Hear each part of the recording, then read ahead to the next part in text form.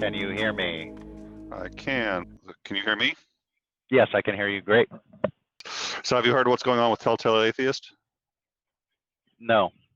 I'll send you the link. He did a stream about it. He's done 2 streams about it. I forget. I want to say he lives in Kentucky. I don't remember where, but essentially what's going on is that his daughter's PE teacher, or it's a health teacher, has repeatedly been mentioning the Bible in class, so his daughter decided to record it. And the recording is, to me, extraordinarily shocking. It may not be to people in the South so much, but to me, it's quite shocking. And she is telling students basically, look, if you want to be gay, if you want to be, trans, if you want to not believe in the Bible, that's okay. You can do whatever you want, but essentially you're going to go to hell. Yeah, because just if you want to be gay or you want to be trans, like people have a choice in that. Yeah, exactly. Which is a health. Telltale points out, it's a health teacher. Of all people, they should know better. But and then she really goes pretty hard in on the Bible and why you have to follow Jesus. And this is a health class in a public school. So the daughter recorded it. Telltale, I guess, complained and went to the Freedom from Religion Foundation. They complained. It looks like the teacher not only is not being removed, although he doesn't really know what's going on with it, but a Facebook group came out and doxed him, showed where his house is, started broadcasting like when he raises his blinds and when he lowers his blinds. And the group, I think, had in the tens of thousands, I think, people in it. And he is now, it looks like, being forced to evacuate his house. His tires are being slashed and all this other stuff. So, but cancel culture doesn't exist. Yeah. Well, this is not just cancel culture, though. I mean, this strikes me as a medieval KKK. I mean, I think cancel culture is probably a subset of this. I would absolutely agree. This is a. Well, I think that this is cancel culture taken to its logical conclusion, where it comes into outright physical intimidation and threats of violence. Yeah. To shut you up. Yep. So, anyways, I'm trying to figure out what I'm going to do because I don't want to sit and do nothing. It's not like there's a whole bunch I can do. It's got a GoFundMe for people who want to send a little money, and I've been putting some links forward. And I've got some ideas of tiny things I can do, but probably I wouldn't want to just insert myself anyway, even if I could. So I'm just sort of, but anyways, that's it. And I just found out, I just got so he had done a stream a short while ago. I got the link last night where he basically said, look, we were planning on moving to New York anyway. We may accelerate those plans, but we're not going to, we're not going to leave our house. We're not going to, we're not going to capitulate to this. But then I just got a notification about an hour ago, right after we did our show, that, or I didn't get it until I didn't pick it up until about an hour ago. And that basically said, it looks like they're having to leave their home, and the police won't protect them, the FBI won't protect them, which is a bit of a shock. But he said he contacted the local authorities; they're aware, but the attitude seems to be a little bit like, well, hey, you're poking the bear. What do you expect? Sort of like, what we expect to be able to follow our civil rights, and we expect to yeah. So anyway, so that's it. Yeah, I'm just trying. Exactly. And if I were just some extremist right-wing gun nut, I would say this is exactly the reason why we have the Second Amendment. One of the reasons we have the Second Amendment, and fuck's sake, he should make sure that he's well armed and stand your ground in your own castle. But I'm an actual reasonable human being, and recognize that this is a horrible situation that you should try and get out of long before you just stand up and say, well, I'll just shoot them dead when they come through the door. Well, or first of all, if it's a whole mob, shooting them dead through the door isn't going to really help you. And if they all have guns, I don't think it's going to help. That's why we have AR-15s. Multiple threats from multiple angles. And that's why we have police who are supposed to be doing their fucking job. That they're not is the issue. Yes, they should. Yeah, exactly. And They they're not, so we're often gonna. don't Yeah, do their job. I know where you're going. Okay, all right. They're not. Well, oh, oh, no, no, please keep going. Please keep No, I'm going. saying that Just. that is what we ostensibly have police for. And when in a situation like this, if the police aren't responding, if they aren't taking it seriously, if they aren't doing their job to help keep their citizens safe, that's a problem. And I see this happen where it's like recorded and documented. This happens quite a lot. You know, the Supreme Court has found that, you know, police are under no obligation to actually protect you. You know, Oh, I did not I know mean, that. of all the stupid little quips and one-liners, you know, no, yeah, they're not under any obligation to protect you. So you can't sue the police. Then this case, yeah, this case came up where a guy broke into a woman's house. She was there alone. She called 911. She grabbed her phone. She hid in her closet, I think, or under the bed. She hid from this guy, and she could hear him rummaging around downstairs, doing things. She called 911. 911 did send officers out. They kind of walked up, looked around. I don't believe they even knocked on the door. Maybe they did. Oh my God. I mean, it's been a while, but they just kind of walked up, looked around. They didn't see anything out of the ordinary. They left. Oh, Jesus. And she's on the phone crying to the 911 operator. You know, she can hear this guy. Well, he ends up going upstairs. She ends up being brutally raped and nearly killed. She then tried to sue the police or the sheriff. I believe it was the sheriff's office. Tried to sue the sheriff's office because they didn't do any kind of proper investigation. She was on the phone with them, told them she's in my house. I'm in my house hiding. You know, I can hear the guy downstairs. You know, please send somebody to help me. And they didn't. She tried to sue them. She lost because they found that the police were under no obligation to actually protect her from the criminal.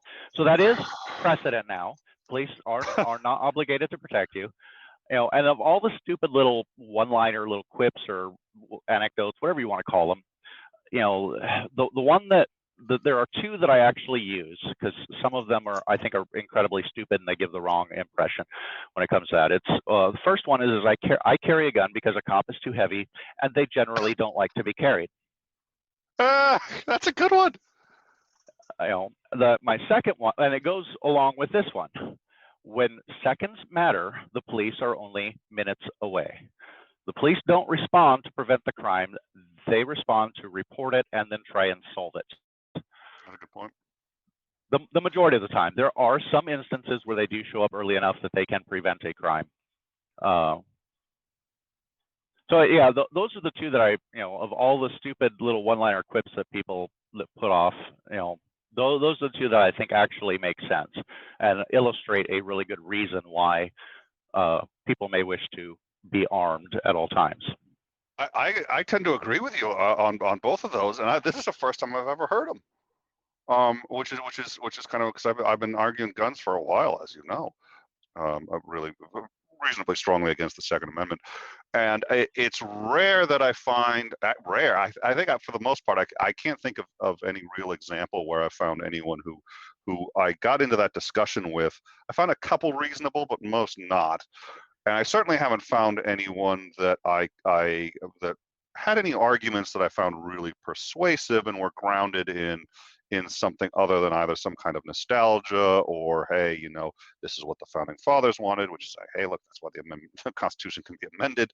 I mean, there's all sorts of stuff. And one of the funny things is you and I ostensibly, you know, are on two opposite sides of the political spectrum, and yet that I can find agree on basically 90 to 95% of everything. And so I thought it would be fun, and we sort of just discussed this already. I thought it might be fun to just sort of sit and chat on how we can be on different sides of the spectrum and yet agree on most things. And for you and I, it came in time, did an episode on guns. I talked about guns for a while. I had done my gun rant.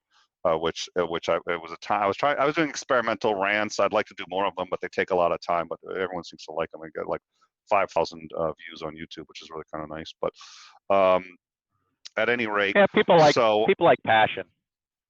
Yeah. Well, it was an interesting. Well, and people. The one thing though is people see those rants too, and they take them a little too serious. Like, you can't tell that. I mean, those are my opinions, but I'm leaning into the curve on those rants. The fact that I'm swearing at about 90 swears a second should be an indication that this isn't to be taken too seriously. But anyways, and then you wanted to have that discussion with me on guns. It took a long time, but we had it done, and I've always very much enjoyed your opinion, despite the fact that you are certainly far more pro Second Amendment than I am. You're not as much as some extremists, but and I've always found your views to be actually very reasonable. And so the question is, where is the problem? Because there's another point that I really have to make before we go further, which is there is very much what I'm complaining about on the pro Second Amendment. There's absolutely a lot of also on the left.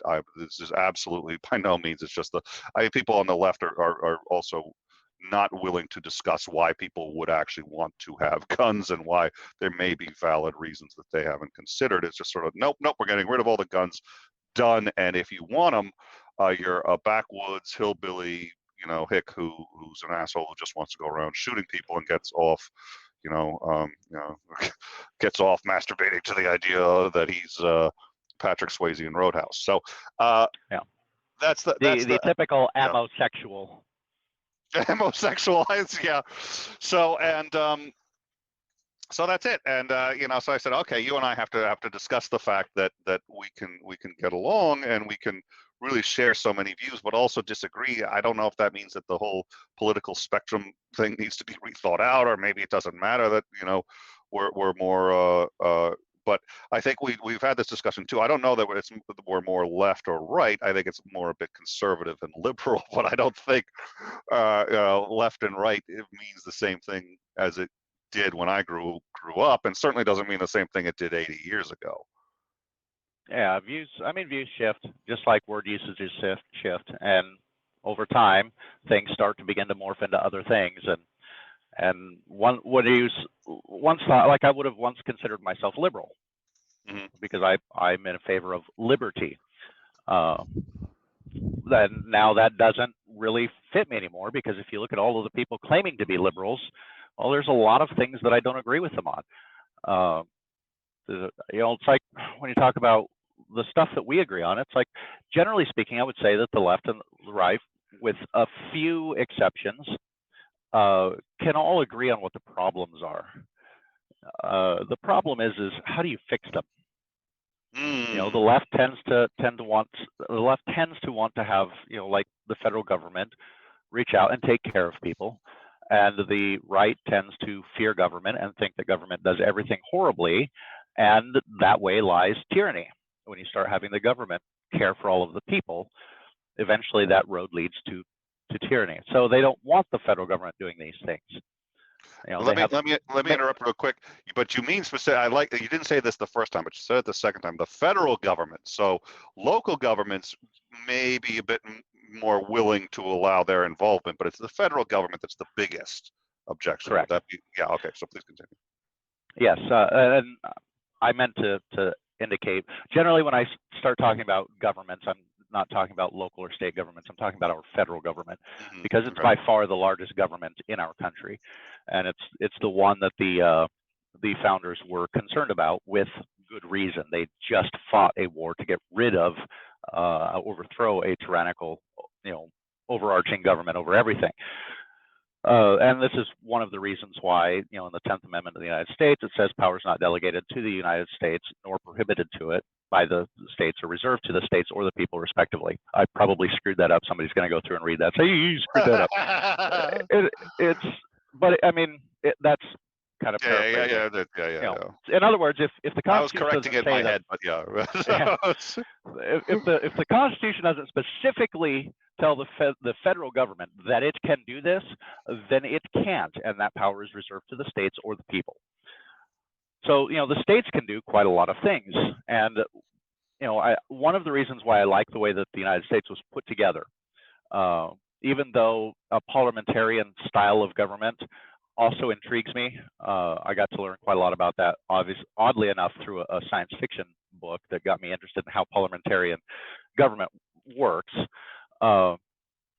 But one of the reasons I like the way that our government is put together is, you have the overarching federal government, which is supposed to take care of things that an individual state shouldn't be doing by itself: national defense, and regulating interstate commerce, specifically between the states. So the state of New York couldn't impose a pass-through tariff on commercial goods, not terminating in their state, they could completely choke off New England. How would New England ever, they would literally have to ship goods all the way around New York State, because all of New England is cut off from the rest of the United States by New England, or they'd have to ship it through Canada. Okay, yeah. So, a federal government would definitely should have the power to regulate that, so that New York couldn't get mad at, say, Rhode Island, Connecticut, or Massachusetts and say, well, screw you guys, we're going to impose, a 100% tariff on all goods passing through our state. So that I can see there's definitely a role for federal government, and the founders also knew there was a role for federal government. I mean, they tried the Articles of Confederation first, and they found that it simply didn't have enough teeth to be any good. It literally was useless and was completely more or less ignored, which is why they came back to have the Constitutional Convention. They drafted the Constitution that had a little bit more bite to it. But what their vision kind of was is they wanted essentially a conglomeration of states, and there's a reason they're called states, just like we call foreign countries states, heads of state. They were viewed as their own little countries that were going to band together and create an overarching government, kind of like what the EU has done recently. Yeah. So that was the vision of the United States. And at the time of the Constitutional Convention, the late 1700s, people they didn't identify themselves as American or United States citizens. They were Virginians, they were Connecticut's, that they were New Yorkers. That's how they identified themselves. They identified themselves by state. They had loyalty to their states, and that's why they went through all of that arguing back and forth about putting together the federal government and trying to get the Constitution itself passed. And of course, that has changed dramatically since those times. We no longer view ourselves, like it used to be that they say the United States are. Now today we say the United States is. We consider the United States as one entity, whereas back when they were forming the Constitution, the United States weren't a single entity. They were a collection of individual entities coming together for a collective good. So I like that because each of the states could set most of their own policies. The federal government would help with everything that a single state shouldn't be taxed to do or burdened to do. Mm-hmm. And then most of your day-to-day kind of regulations, governing, et cetera, would all be done at a very local level where you have, ability to a lot more face-to-face. There's a lot less anonymity involved in that. You want to get an appointment with the governor of your state, you've got a chance of doing that. I don't think there's a chance in hell I'm ever going to get an interview with Joe Biden. I just don't think it's going to happen. Yeah. So, but I could probably get in and see my governor, who I've now suddenly forgot the name of. I don't like the guy anyway, so I try not to pay attention to him. But I know who the hell my governor is, and I cannot for the life of me remember his name. Anyway, that's all right. But I could probably get, Washington's a fairly large state population-wise, so it may be a little bit more difficult. But to get in to see the governor, but I probably could if I persisted. If you were commissioner. Well, they try to make it at least doable because those are the people directly under. So that you are a constituent in a way that you aren't actually even with the president of the United States. You're sort of a constituent to the United States president, but even then we don't actually say that ever, do we? I don't say I'm a constituent of the president. No, I'm a constituent of my governor or my congressman, but not of the president. Yeah, and so they wanted to keep government as close to the people as possible because it's much, news stories aside, it's usually more difficult for governments to become corrupted when they have to face their own population in their own community. Like you can go to the grocery store and run into all of your constituents. You have to actually face them. Yeah. Not to put too fine a point on it, but it's actually, when you have to, when they can throw bottles at you and when they can actually express it. Not that somebody had said that basically all civility is based on the threat of violence.